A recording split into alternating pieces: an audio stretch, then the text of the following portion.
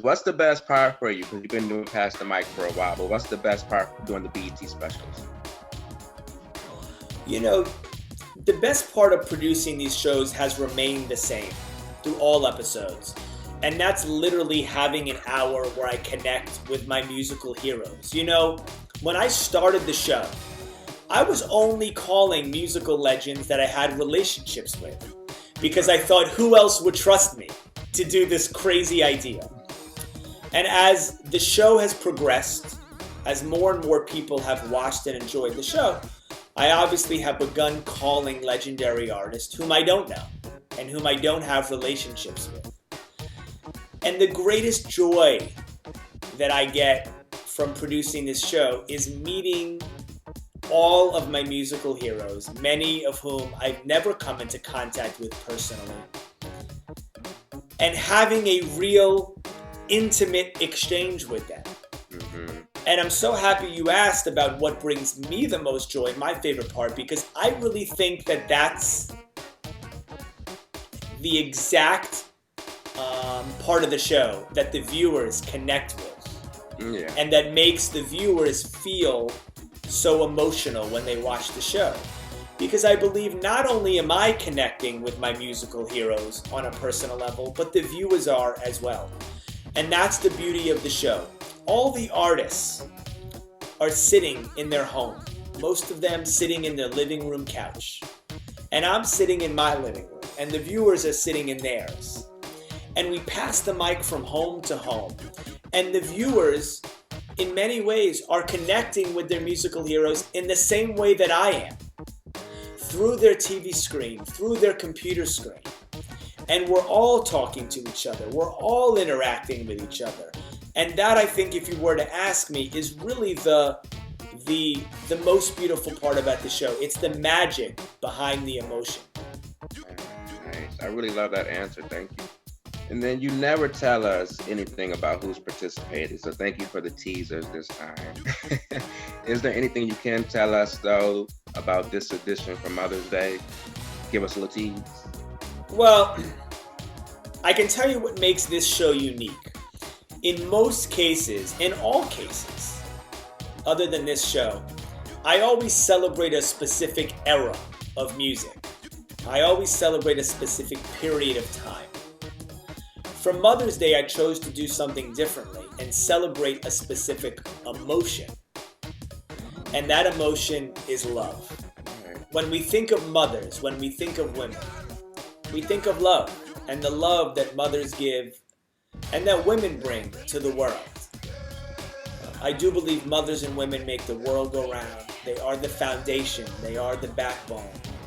And I wanted to celebrate them with love. And I wanted to curate a list of songs and artists that exude the feelings of love. And that's what you're going to feel on Sunday. You're going to feel love. I'm looking forward to it. Whoop. And then, but being that I have you, you're the king of getting it crunk at the Hollywood parties. What's some tips you can share to bless some aspiring and actual DJs on how to keep a party lit? Well, my most powerful tool throughout my career as a DJ, which spans the majority of my living years, has been my knowledge of music. Your most powerful tool is your knowledge of music. It is so important to have an expertise and a profound understanding for all genres of music and all eras of music, because no matter what you play and no matter what you love, all music is connected. Right. And all artists are connected in so many ways, more ways than we even appreciate.